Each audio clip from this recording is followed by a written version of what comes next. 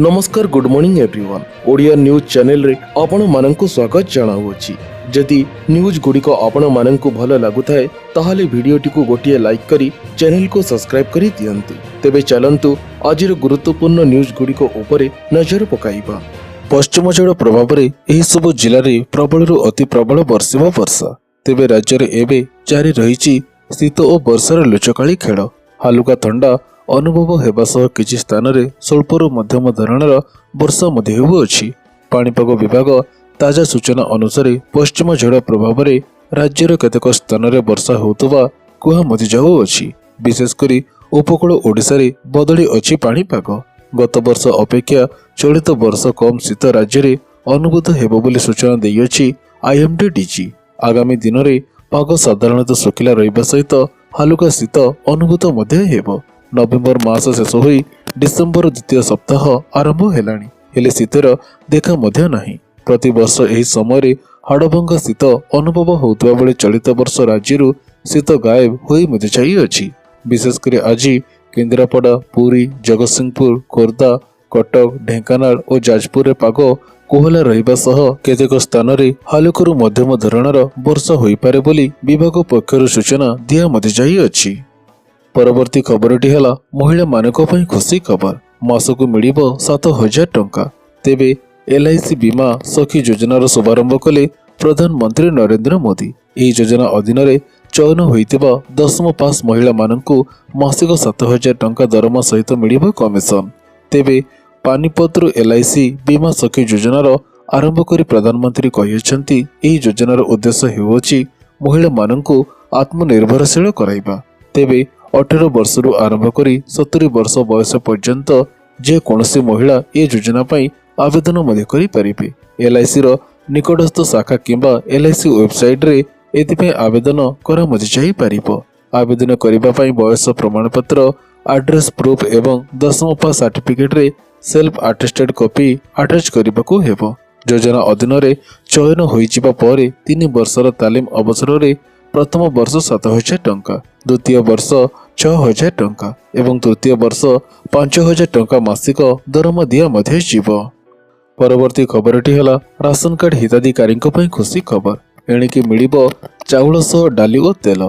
तेबे साधारण तथा आर्थिक पछुआ वर्गर जनजातिंकर हित पई केंद्र सरकार पक्षरु अनेक योजना कार्यकारी करा जाउअछि। सेति मध्यरु राशन कार्ड हेउछि एक प्रमुख योजना। राज्यर पीडीएस व्यवस्था रे थिबा प्रमुख समस्या गुड़िकर समाधान लगी 9टी परामर्श सह विभागीय मंत्री को लिखिছে चिठी। तेबे ओडिशा खाद्य अधिकार अभियान पक्षरु भुवनेश्वर एक सम्मेलन अनुष्ठित होइथिला, जोंतिरे खाद्य अधिकार क्षेत्र रे कार्य करुतबा 150 रु अधिक व्यक्ति विशेष जोग मध्य देइथिले। एही सम्मेलन रे राज्य रे पीडीएस कार्य करितारे अनेक समस्या थिबा जणा मध्य पड़िथिला, जार त्वरित समाधान लगी सरकार को दृष्टिगोचर करने लगी अभियान पक्षर परामर्श दिया मध्य जाइअछि। सेहिपरि विभाग वेब पोर्टाल रु पारदर्शी कराजिबाकू दिया जाइअछि निर्देश। फल हिताधिकारी साधारण लोक सामाजिक कर्मचारी माने राशन संपर्कित पाइपारिबे आवश्यकता सूचना। या व्यतीत राशन जड़ित अभियोग सुनवाई व्यवस्था रे ठीक रे काम करू मध्य नाही। परवर्ती खबरटी है मुख्यमंत्री बड़ घोषणा। डिसेम्बर 31 रे मिलिबो माधसिंह हाथ खर्च। उपकृत हेबे एससी एसटी छात्र छात्री। तेबे आसी एक बड़ खबर। आसंता 31 तारिख रे माधसिंह हाथ खर्च प्रदान करा जिवो। राज्यर अनुसूचित जाति एससी एवं अनुसूचित जनजाति एसटी छात्र छात्री को एही हाथ खर्च मिलिबो। मुख्यमंत्री मोहन चरण माझी राज्य स्तरीय भारतीय भाषा उत्सव रे एही घोषणा करि अछंती। बरगड़ जिला घेसरे एही कार्यक्रम शुभारंभ करा जिवो। राज्य सरकारंकर एही योजना जरिया राज्यर लक्षाधिक एससी एवं एसटी छात्र छात्री सुफल पाइबे। राज्यर एससी एसटी छात्र छात्री को शिक्षा क्षेत्र में आगक नेबा लक्ष्य चलित वर्ष राज्य सरकार शहीद माधसिंह हाथ खर्च योजना आरंभ करिबे बोली पूर्वरु संसदीय व्यापार मंत्री मुकेश महालिंग सूचना मध्य देइथिले। एही योजना रे नवम और एकादश श्रेणीर छात्र छात्री को वार्षिक 5,000 टंकार आर्थिक सहायता मिलिबो। तेबे एही योजना रे राज्य सरकार 156 कोटी खर्च करिबे। एही योजना माध्यम रे एससी और एसटी छात्र छात्री ड्रॉप आउट समस्या रोका जाई पारिबो बोली राज्य सरकार आशा व्यक्त करिअछंती। परवर्ती खबरटी है डिसेम्बर 30 पर्यंत बढ़िला अंगनवाड़ी वर्कर और हेल्पर आवेदन समय सीमा। तेबे राज्य सरकार महिला और शिशु विकास विभाग पक्षर पूरण होबाकु थिबा अंगनवाड़ी वर्कर और हेल्पर पद को नहीं आसीअछि एक बड़ अपडेट। मोट 2545 पद पूरण पई गत जुलाई मासरे एने विज्ञप्ति जारी करा मधि जाइतिला। जुलाई 7 रु एथिपई ऑनलाइन आवेदन प्रक्रिया आरंभ होई अगस्ट 8 रे समाप्त हेबार थिला। तेबे परवर्ती समय रे उक्त आवेदन अवधि को वृद्धि करा मधि जाइतिला। एहा मध्यरे पुणी थरे उक्त आवेदन समय सीमा को बढ़ाई दिया जाई अछि। डिसेम्बर 30 तारिख सुधा प्रार्थी माने एथिरे आवेदन मधि करि पारिबे। सूचना योग्य जे मोट 2545 टी खाली पद मध्यरु अंगनवाड़ी वर्कर पई 263 टी पद एवं अंगनवाड़ी हेल्पर पई 2282 टी पद संरक्षित मध्य रही अछि। परवर्ती खबरटी है सरकारी कर्मचारी मानक पई खुशी खबर, मिलिबो 2टी बड़ उपहार। तेबे निकटरे केंद्र सरकार कर्मचारी पई महंगा भत्ता बा डीए वृद्धि करथिले। सरकारी कर्मचारी डीए 3% वृद्धि हेबा फल मोट डीए 53% पहुंची मध्य जाई अछि। तेबे या मध्यरे केंद्र सरकार सरकारी कर्मचारी को पुणी देइछंती 2टी बड़ उपहार। आगको नवा वर्ष आसुतबा बेले ता पूर्वरु सरकारी कर्मचारी पई यह डबल धमाका होई अछि। तेबे एही 2 भत्ता वृद्धि हेबा फल कर्मचारी वेतन रे मध्य वृद्धि देखिबाकू मिलिबो। सूचना मुताबक केंद्र सरकार नर्सिंग भत्ता और ड्रेस भत्ता वृद्धि करी अछंती। महंगा भत्ता 50% रहितबा समय रे सप्तम वेतन आयोग अनेक भत्ता वृद्धि पई प्रस्ताव मध्य देइतिला। सेप्टेम्बर रे नर्सिंग भत्ता और ड्रेस भत्ता को योग्य कर्मचारी पई संशोधन करा मध्य जाइतिला। गत जुलाई 4 को ईपीएफओ द्वारा जारी करा जाइतिबा एक सर्कुलर रे कुहा जाय अछि जे महंगा भत्ता 50% हेबा परे जो भत्ता गुड़िक ऊपर प्रभाव पड़िबनी से गुड़िक 25% वृद्धि करा जिवो। प्रतिथर महंगा भत्ता 50% हेबा परे ड्रेस भत्ता बढ़ी जिवो बोली स्वास्थ्य और परिवार मंत्रालय सेप्टेम्बर 17 रे कुहा मति जाइतिला। परवर्ती खबरटी है NEET PG council 2024 time table रे हेला संशोधन, जारी हेला नुआ शेड्यूल। तेबे नीट पीजी काउंसिलिंग 2024 को नहीं आसीअछि एक बड़ अपडेट। मेडिकल काउंसिलिंग कमिटी तरफरु नीट पीजी काउंसिलिंग 2024 रो नुआ शेड्यूल जारी मध्य होई अछि। एही काउंसिलिंग प्रोसेस रे अंश ग्रहण करितबा इच्छुक थिबा प्रार्थी माने एमसीआर ऑफिशियल वेबसाइट को जाई संशोधित टाइम टेबल को एक्सेस मध्य करि पारिबे।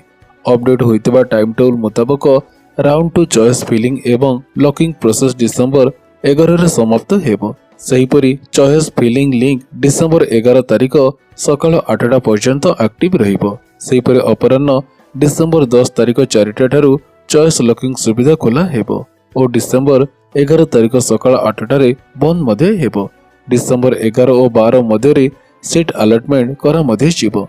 Round to seat allotment result December 12 रे घोषणा करा मध्य जिवो। तेबे डिसेम्बर 13 रु 20 मध्य रे प्रार्थी माने धार्य कॉलेज रे एनरोलमेंट पाई रिपोर्ट मध्य करि पारिबे। डिसेम्बर 21 रु शिक्षानुष्ठान तरफरु प्रार्थींकर इनफॉरमेशन जांच करा जिवो और एमसीसी सह डाटा विनिमय करा मध्य जिवो। परवर्ती खबरटी है टिकसदाता को मिलिपारे आश्वस्ति, बढ़िबो आयकर छाड़ सीमा। तेबे टिकसदाता को मिलिपारे आश्वस्ति, बढ़िपारे आयकर छाड़ सीमा। आसंता वर्ष फेब्रुआरी 1 तारिख रे उपस्थापन हेबाकु थिबा बजेट रे कम आय वर्गर टिकसदाता को बड़ आश्वस्ति मिलिबार संभावना मध्य रही अछि। जो व्यक्ति मानकर आदाय 3 रु 7 लाख टंका सेमानकर 3 रु 7 लाख टंका सेमानको टिकस ह्रासर लाभ मिली पारिबो। अनेक मीडिया रिपोर्ट अनुसार नुआ बजेट रे अनेक परिवर्तन आनिबा नै सरकार चेष्टा जारी मध्य रखी अछंती। नुआ व्यवस्था अधीन रे छाड़ सीमा को 3 लाख टंकार आहुरी अधिक को बढ़ाई मध्य पारंती। रिपोर्ट अनुसार निम्न आय वर्गों पई यह लाभदायी हेबो, किंतु उच्च टिकस स्लैब पई कोनसी परिवर्तनर आशा करा जाउ नाही। नुआ सरकार गठन पर जुलाई रे उपस्थापित बजेट रे अर्थ मंत्री निर्मला सीतारमण आर्थिक वर्ष 2024-25 पई टिकस व्यवस्था रे टिकसदाता को किछि मात्रा रे आश्वस्ति मध्य देइथिले। तेबे 7 लाख टंका पर्यंत आय उपरे कोनसी टिकस देबाकू पड़िबो नाही बोली कुहा मध्य जाइथिला। यह सहित स्टैंडर्ड डिटेक्शन सीमा को 50,000 रु बढ़ाई 75,000 टंका करा मध्य जाइथिला। परवर्ती खबरटी है पुणी बढ़िला सुनार दर। तेबे ଆଜି ଭାରତୀୟ ବଜାରରେ 22 କ୍ୟାରେଟ୍ ସୁନାର 10 ଗ୍ରାମ ରେଟ୍ 72,850 ଟଙ୍କା ଥିବାବେଳେ 24 କ୍ୟାରେଟ୍ର ଦାମ 79,470 ଟଙ୍କା ରହିଅଛି। 22 ଓ 24 କ୍ୟାରେଟ୍ରେ 800 ଓ 870 ଟଙ୍କା ବୃଦ୍ଧି ମଧ୍ୟ ପାଇଅଛି। ସେହିପରି ଦେଶର ରାଜଧାନୀ ନ୍ୟୁ ଦିଲ୍ଲୀରେ 22 କ୍ୟାରେଟ୍ ସୁନାର 10 ଗ୍ରାମ ରେଟ୍ 73,000 ଟଙ୍କା ଥିବାବେଳେ 24 କ୍ୟାରେଟ୍ର ଦାମ 79,620 ଟଙ୍କା ରହିଅଛି। 22 ଓ 24 କ୍ୟାରେଟ୍ରେ ଭରି ପିଛା 800ରୁ 870 ଟଙ୍କା ବୃଦ୍ଧି ମଧ୍ୟ ପାଇଅଛି। ସେହିପରି ମାୟାନଗରୀ ମୁମ୍ବାଇରେ 22 କ୍ୟାରେଟ୍ ସୁନାର 10 ଗ୍ରାମ ରେଟ୍ 72,850 ଟଙ୍କା ଥିବାବେଳେ 24 କ୍ୟାରେଟ୍ର ଦାମ 79,470 ଟଙ୍କା ରହିଅଛି। ତେବେ ଅନ୍ୟପଟେ ଓଡ଼ିଶାର ରାଜଧାନୀ ଭୁବନେଶ୍ୱରରେ ମଧ୍ୟ ସୁନା ଦରରେ ପରିବର୍ତ୍ତନ ଦେଖିବାକୁ ମଧ୍ୟ ମିଳିଅଛି। ଏଠାରେ 22 କ୍ୟାରେଟ୍ ସୁନାର 10 ଗ୍ରାମ ମୂଲ୍ୟ 72,850 ଟଙ୍କା ଥିବାବେଳେ 24 କ୍ୟାରେଟ୍ର ଦାମ 79,470 ଟଙ୍କା ରହିଅଛି। ପରବର୍ତ୍ତୀ ଖବରଟି ହେଲା ରାଜ୍ୟରେ ଖୋଲିବ 58ଟି ଶୀତଳ ଭଣ୍ଡାର, ଦୂର ହେବ ଆଳୁ ସମସ୍ୟା। ତେବେ ରାଜ୍ୟରେ 58ଟି ଶୀତଳ ଭଣ୍ଡାର ପିପିପି ମୋଡରେ ହାଇବ୍ରିଡ୍ ଢାଞ୍ଚାରେ କରାଯିବ, ଯାହା ଉଭୟ ବୈଦ୍ୟୁତିକ ଏବଂ ସୌର ଚାଳିତ ରହିବ ବୋଲି ଆଜି ଏନେଇ ଗୃହରେ ଉଭୟ ବିଧାୟକ ଅଶ୍ୱିନୀ ପାତ୍ର ଓ ଗୁଣେଶ୍ୱର ବେହେରାଙ୍କ ପ୍ରଶ୍ନର ଉତ୍ତର ଦେଇ କନକ ବର୍ଦ୍ଧନ ସିଂଦେଓ ଏନେଇ ସୂଚନା ମଧ୍ୟ ଦେଇଅଛନ୍ତି। ସେହିପରି ରାଜ୍ୟରେ ଆଳୁ ଚାଷ ଓ ଉତ୍ପାଦନ ବୃଦ୍ଧି ଉପରେ ଗୁରୁତ୍ୱ ଦିଆ ମଧ୍ୟ ଯିବ। ସେ ଆହୁରି କହିଛନ୍ତି, ପୂର୍ବ ସରକାରଙ୍କ ଆଳୁ ମିଶନ ଫେଲ୍ ମାରିଅଛି, ଯେଉଁଥିପାଇଁ ବର୍ତ୍ତମାନ ପଶ୍ଚିମବଙ୍ଗ ରାଜ୍ୟକୁ ଆଳୁ ଯୋଗାଇବା ପାଇଁ ରାଜି ହେଉ ମଧ୍ୟ ନାହିଁ।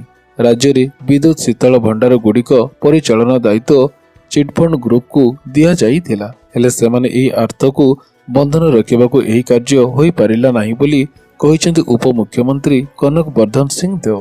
ହେଲେ ଆଗକୁ ରାଜ୍ୟରେ ଆଳୁ ଚାଷ ଉପରେ ଗୁରୁତ୍ୱ ଦିଆଯିବ ଏବଂ ଆଳୁ ଅମଳ ପରେ ଏହାକୁ ମହଜୁଦ ରଖିବା ପାଇଁ ରାଜ୍ୟରେ 58ଟି ଶୀତଳ ଭଣ୍ଡାର ଖୋଲାଯିବାର ଯୋଜନା କରାଯାଉଅଛି, ଯାହା ଉଭୟ ବିଦ୍ୟୁତ୍ ଓ ସୌର ଶକ୍ତିରେ ଚାଲିବ ବୋଲି ଆଜି ଗୃହରେ ଏହା କହି ମଧ୍ୟ ଅଛନ୍ତି। ତେବେ ମୁଁ ଆଶା କରୁଅଛି ଆଜିର ଏହି ଗୁରୁତ୍ୱପୂର୍ଣ୍ଣ ନ୍ୟୁଜ୍ ଗୁଡ଼ିକ ଆପଣମାନଙ୍କୁ ନିଶ୍ଚିତ ଭାବରେ ଭଲ ମଧ୍ୟ ଲାଗିଥିବ। ତେବେ ପୁଣି ଦେଖାହବ ଏହିଭଳି କିଛି ଲାଟେଷ୍ଟ ଅପଡେଟ୍ ସହିତ। ସେତେବେଳେ ପର୍ଯ୍ୟନ୍ତ ବିଦାୟ ଦିଅନ୍ତୁ। ଜୟ ଜଗନ୍ନାଥ।